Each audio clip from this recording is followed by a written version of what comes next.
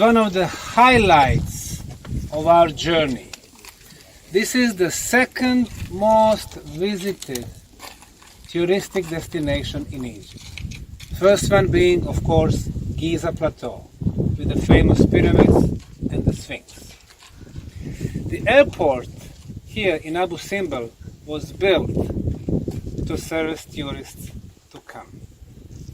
Now, we are at the most southern tip of Egypt. We are in a Nubian country, very close to the border with Sudan. In the last few decades, I've been traveling the world, writing 17 books on ancient history, and I realized that archaeology run by archaeologists today is not a science. Based on archaeology, we have history and anthropology. They are not sciences. Why am I saying that? Science is very exact. In science, you have the process, which starts with the hypothesis, then you have research, conclusions, and then independent verification. In this case today, and at the Giza Plateau, we will realize that scientific method is absent. It's not in existence. Egyptian sites have been investigating by Egyptologists. Officially, Egyptology is about 140 years old. I would say it's at least 200 years old, and it started with the French conquest of Egypt at the beginning of the 19th century and Napoleon. He brought a lot of scientists of his time to research the cultural heritage of the great Egyptian soil. So this is where really Egyptology started. In archaeology, we have 5 questions. What is this? Who built it? When it was built? How it was built?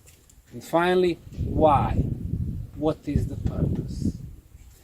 Since I realized that most of the sites, it doesn't matter if it is the Mayan pyramids, if it is pre-Inca civilizations, if it is Eastern Turkey, Göbekli Tepe, if it is Yonaguni monuments on the bottom of the Pacific floor, or Egyptian monuments. I realized that there is a huge movement of deception, of hiding the real truth about those sites. Where do you start deception? First, with the names.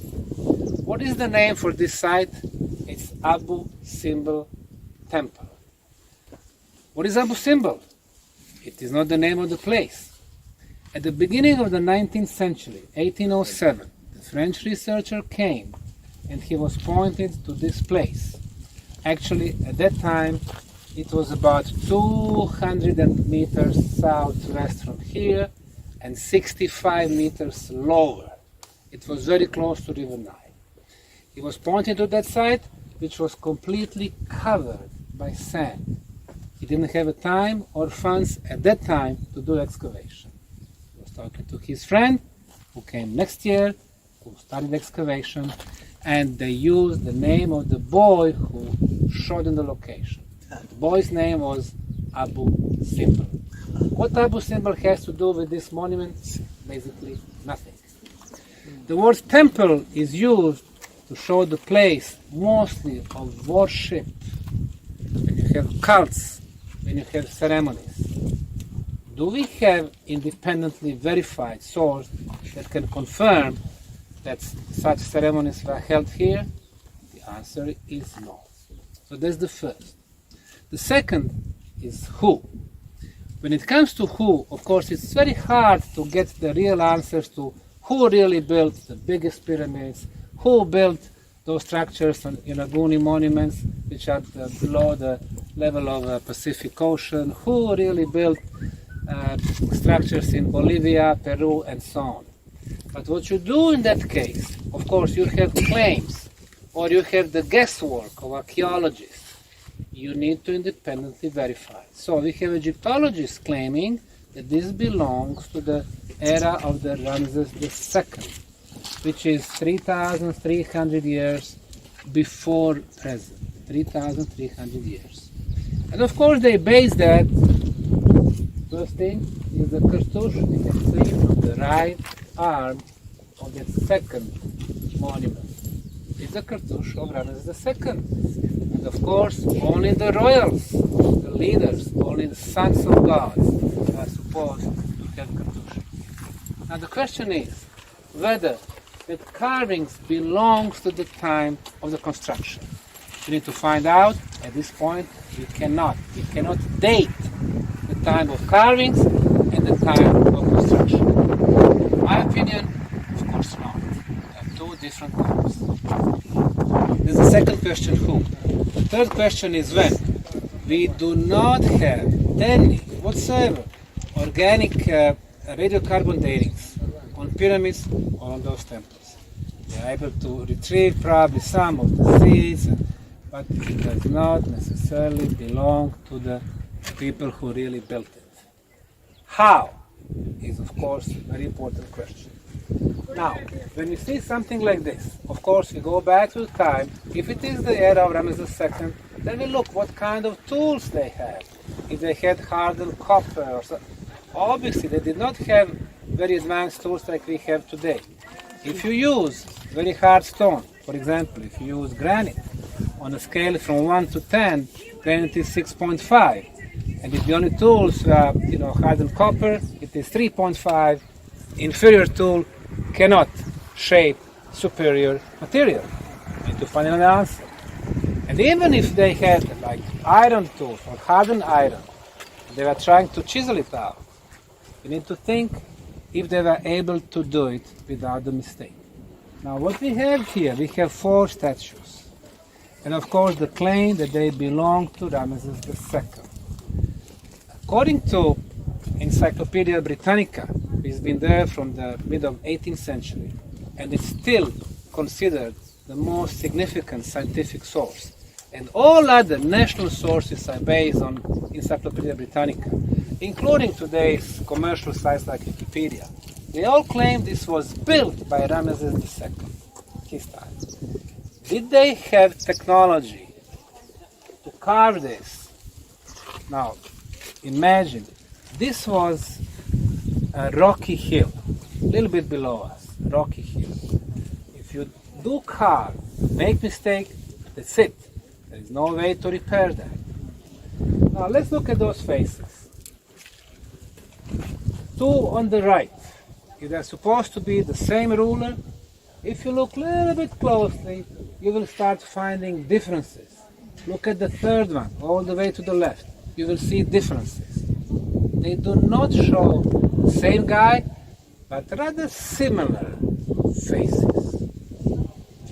The next thing, like I showed last night, if you draw the line exactly in the middle, going through half of the nose, half of the beak, and then you try to fold right side, it perfectly matches the left side.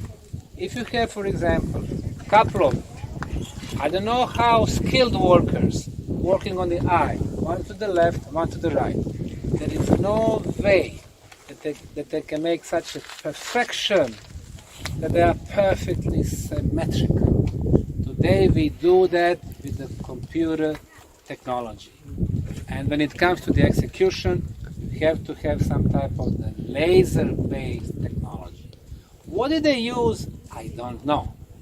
What I'm just saying, in the 21st century, this is what we would use. Now, let's see about the context. I said in order to independently verify, you have to have sources, not just from this country. If you go back to that time, Egypt was one of the major powers in the world. And, of course, they were, especially with the Pharaoh Ramesses II, they were fighting south, Nubian lands, they were fighting west, Libyan lands, east, Syria, and northeast, Hittites. At that time, really, Hittites were the major power also. Their capital was Hattusha in mid-western Turkey. Now, for 80 years, even before Ramesses II's time, there were fights, occasional fights, between two parties, Egypt and Hittite. And there was a very important trade route going through a place called Kadesh. Today it's called Tel Kadesh, artificial hill Kadesh. Kadesh is very close to the today's modern city of Aleppo. Aleppo, you probably heard in the last couple of years because of the terrible tragedies during the war in Syria. So at that time, Kadesh was a very important route. It belonged to Egyptians for the longest time, and then something happened. It went to another hands, to the hands of Hittites.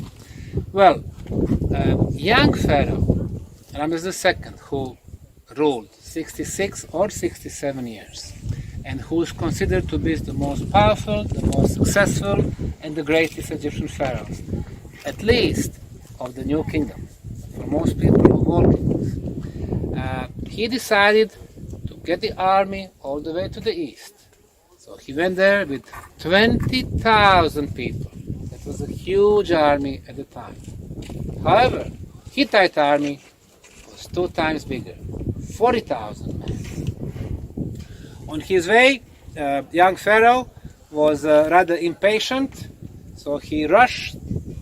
He wanted to meet the enemies as soon as possible. They captured 2 Bedouins. Now, in some of the historical sources, they are saying they were Bedouins. Some people are saying they were spies for Hittites. We're not quite sure. However, some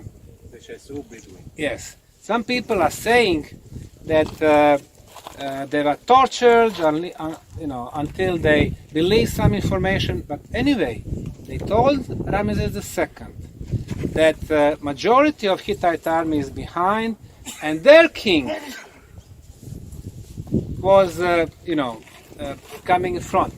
So, what Ramses II decided, he said, okay, let me rush, let me capture their king, and I'm going to claim a big victory. And that was his mistake, because the information he was getting from Bedouins were wrong. What really happened, the second was captured. Now, in most of the major Egyptian temples, you will find different story. That he was very victorious, that he single-handedly, defeated great Hittite army.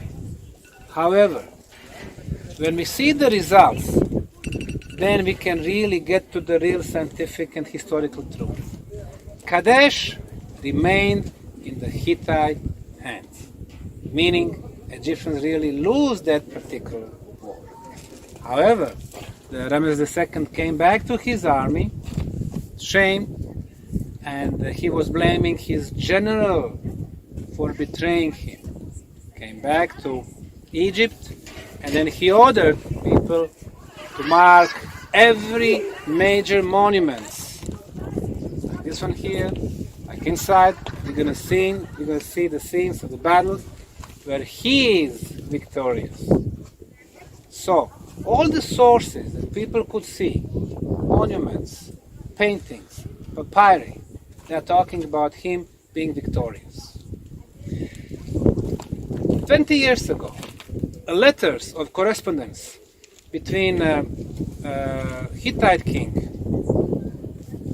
Mutawalli II and Ramses II were revealed to the public, and we realized both of them were communicating. The Hittite king is saying, why you show on all your monuments that you won this war when you and I both know that you lost? Well, in his answer, Ramses II is saying, well, we had some internal problems with gods, with this and that. Basically, he's not answering straight. So we know that really the Hittites were the side who won the war. Now, again, if we rely on documents on both sides, it took Hittite's brother and his nephew, who became another ruler of Hittite, but he was illegal. And his nephew, in order to establish his power, started signing peace treaties, with the neighboring countries, which includes Babylon, Assyria, and Egypt. And the most important is the one with Egypt, because they exchanged peace treaties, and these are the first documented peace treaties between two nations. So that's also extremely important. But people usually mix those two things, the era of when the war was lost and the peace treaties. Peace treaties came later. Remember, this guy ruled for 67 years. So today what I would like you to do is to stay open-minded and to realize we don't have definite answers in the case of Abu Simbel. Personally, I don't think that ancient Egypt, the last 5,000 years, had technology to carve such monuments. Statues are 20 meters in height. So, you're going to go inside, you're going to see some scenes inside, you're going to see some smaller statues. So, like we discussed last night, 3 phases of Egyptian history. The most recent one, sons of gods or the pharaohs. Before that one, demigods. Before that one, gods with small g. Did they have technology over 3,000 years to carve such beautiful monuments? Of course they did, because they would live 1,000 years each, and of course they were much more advanced. So during this trip, really, you can take a look and see for yourself which era it really belongs to.